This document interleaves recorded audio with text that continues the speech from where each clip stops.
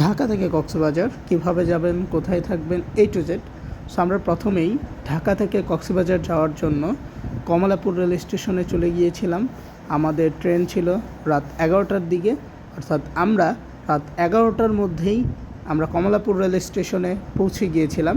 আমরা কক্সবাজার এক্সপ্রেস ট্রেনটি বুকিং করেছিলাম। সো এখানে আমাদের রাত 11টায় এই ট্রেনটি এসে থামবে এবং আমরা রাত 11টায় ট্রেনে করে চলে যাব কক্সবাজার। সো আমরা রেল স্টেশনে আছি। রেল স্টেশনটা যদি একটু দেখাই, সো আমি ছিলাম, আমার ভাই ছিল, এছাড়া আমার ফ্যামিলি সহ আমরা গিয়েছিলাম। এবং আপনি কত টাকায় যেতে পারবেন, so A to Z। So আমি যদি সহজভাবে দেখাই, রেলের যে ট্রেন স্টেশনটা রাতের বেলা অনেক সুন্দর থাকে এবং অনেক মানুষের আনাগোনা ছিল। এবং যে ট্রেনটা আসে, সো এই লেন দিয়েও ট্রেন আসে, আবার পাশে আমরা দেখতে পাচ্ছি যে আরেকটা ট্রেন আছে।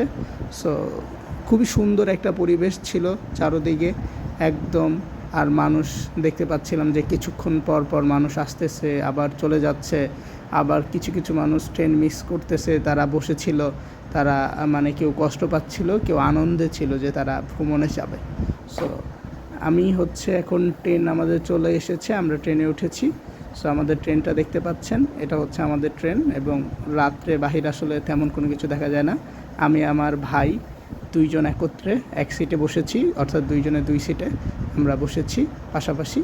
তো আমাদের ট্রেনটা অনেক স্পিডে চলতেছিল, অর্থাৎ পরিবেশটা আসলে সেই অনেক সুন্দর ছিল বলতে গেলে। এই সৌন্দর্যের মধ্যে দিয়েই আমাদের ট্রেন চলতেছিল, একদম চলতে চলতে চলতে চলতে আমরা দেখতে পাচ্ছি কত সুন্দর সুন্দর জায়গা যে দেখা গেল।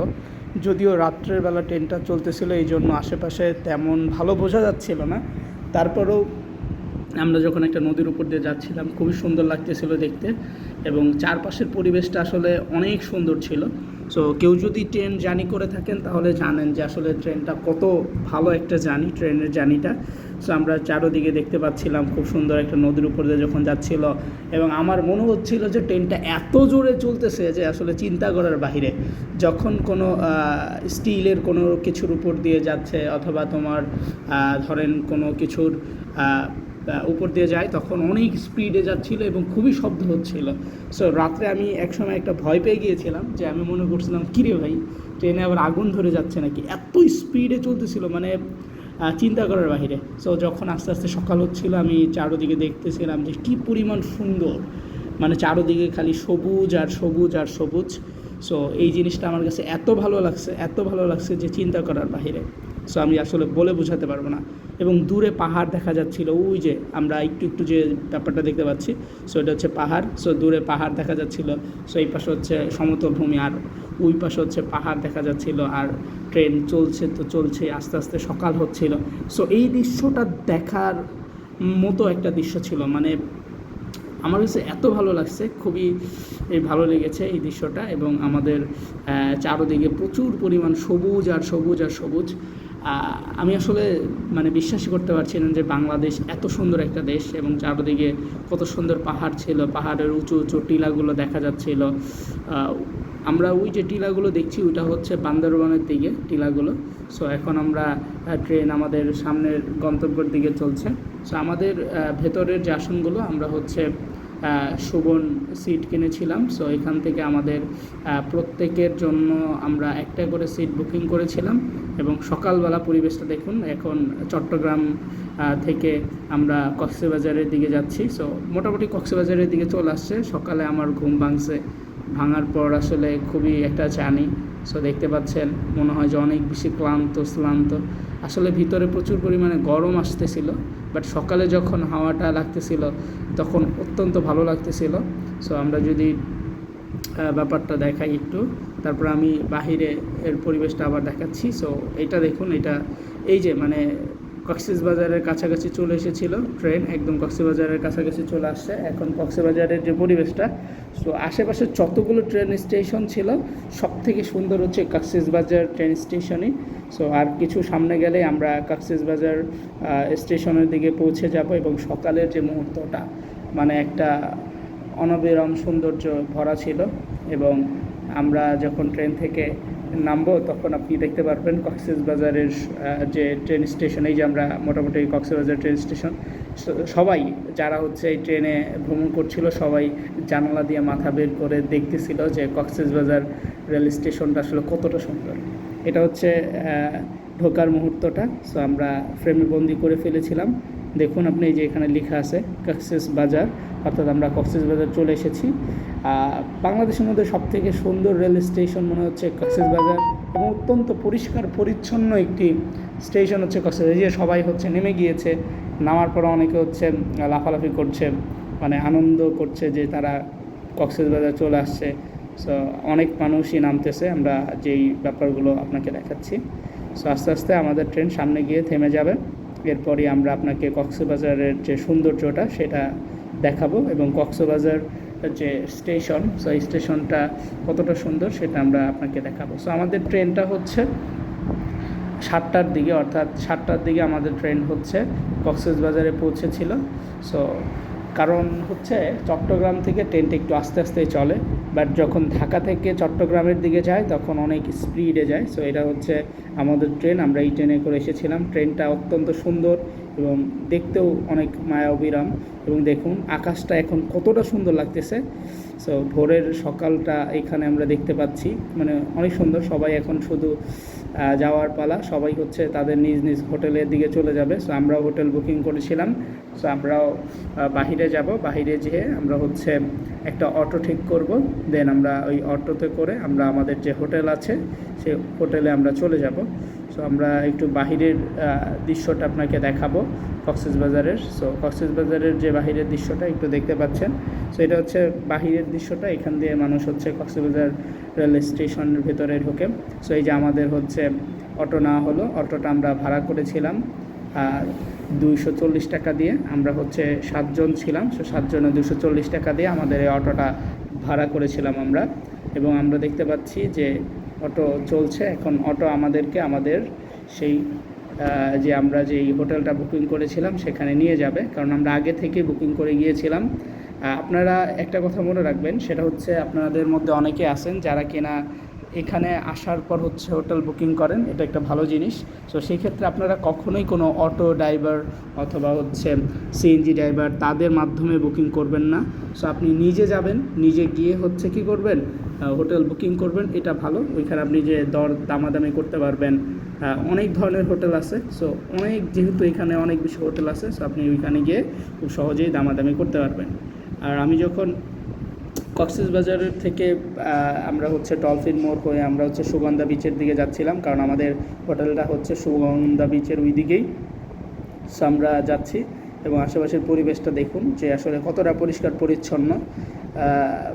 বাংলাদেশে আসলে ঢাকা যে পরিমাণ নোংরা অথবা ঢাকায় যে পরিমাণ ময়লা বা ধুলা থাকে, আসলে কক্সবাজারে এই পরিমাণ কোনো ধুলা টোলা ওই রকম নাই। রাস্তাঘাট খুবই পরিষ্কার, খুবই সুন্দর, এবং সবথেকে ভালো লাগছে আমার এখানে বাসের সংখ্যাটা খুবই কম ছিল। ঢাকাতে এত পরিমাণ বাস যে রাস্তায় চলাচল করাই যায় না, আর এই কক্সবাজারে সিএনজি অটো রিক্সা এগুলো একটু বেশি।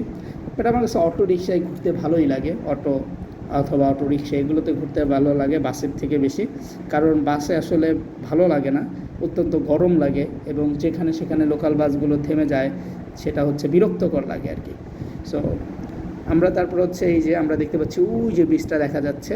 সো এটা হচ্ছে ডলফিন মোড় থেকে যে বীজটা, অর্থাৎ সেই বীজটা আমরা দেখতে পাচ্ছি। মানে সমুদ্র যে কি সুন্দর লাগতেছে, মানে চিন্তা করার বাহিরে।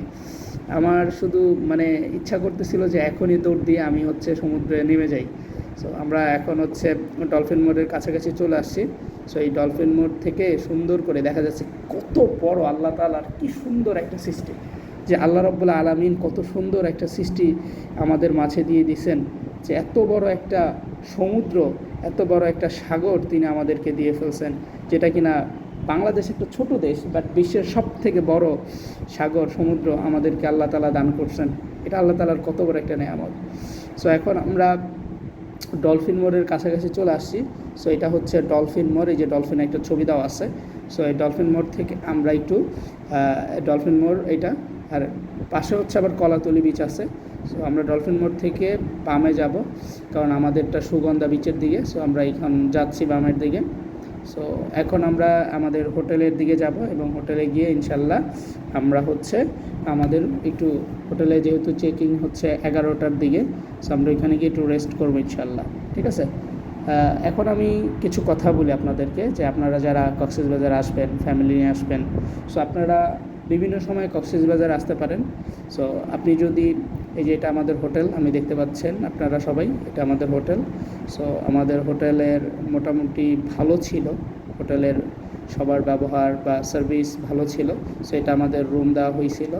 সো এই রুমে আমরা ছিলাম, রুমটা ভালোই ডেকোরেট করা হয়েছিল এবং আমাদের রুমে 3টা বেড ছিল, আমরা হচ্ছে 7 জন ছিলাম 3টা বেডে। এবং আমাদের এখন আমি সমুদ্রে চলে আসছি, এখন তো ডুবাডুবি না করলে আসলে হয় না, সেই জন্য আমরা সমুদ্রের মধ্যে চলে আসছি।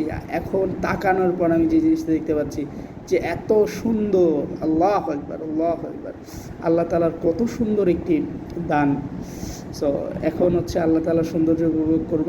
সো এরই মাঝে কিছু কথা বলি, সেটা হচ্ছে আমরা যে ট্রেনে করে ঢাকা থেকে কক্সবাজার এসেছিলাম, সো সেখানে হচ্ছে সুবন চেয়ারে করে আমরা এসেছিলাম। আমাদের টিকিটের মূল্য ছিল 695 টাকা, বাট ভ্যাট সহ 715 টাকা, এটা হচ্ছে একজনের টিকিটের মূল্য। এরপর আমরা কি করেছি, আমরা হচ্ছে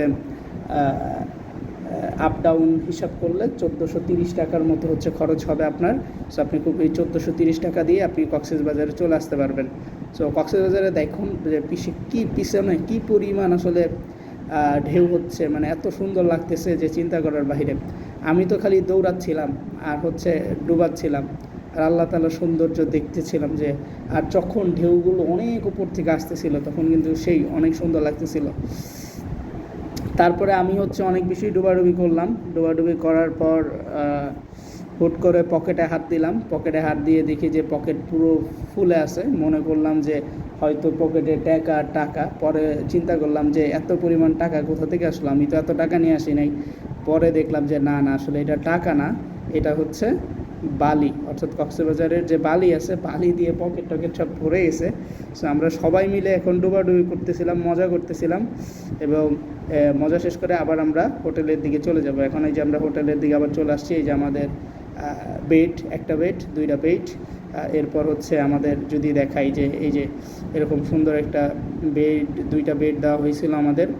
এবং আমরা প্রথমে যে রুমটা নিয়েছিলাম, পরবর্তীতে ওই রুমটা একটু চেঞ্জ করে আমরা আরেকটা রুমে চলে আসছিলাম, কারণ ওই রুমে একটু প্রবলেম হয়েছিল।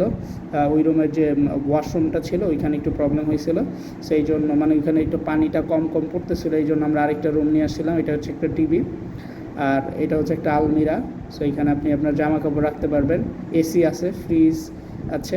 সো এরপর আমি যদি এইখানের যে টয়লেটটা আছে, এই টয়লেটটা যদি দেখাই, তাহলে দেখুন এই টয়লেটটা ভালো ছিল, ওইটাতে পানির প্রবলেম ছিল, মানে খুবই আস্তে আস্তে পানি পড়ছিল। আর এইখানে হচ্ছে ফ্রেশ অ্যান্ড ক্লিন, খুবই সুন্দর টয়লেট ছিল এবং ওদের ব্যবহারও মোটামুটি ভালো ছিল। এরপর আমরা ইনানি বিচের দিকে চলে যাই, বিকালের দিকে ঘুরতে আমরা ইনানি বিচের দিকে যাব। সো ইনানি বিচের জন্য আমরা একটা অটো ভাড়া করেছিলাম এবং এই অটো ভাড়াতে আমাদের যে খরচ হয়েছিল সেটা হচ্ছে 1000 টাকা।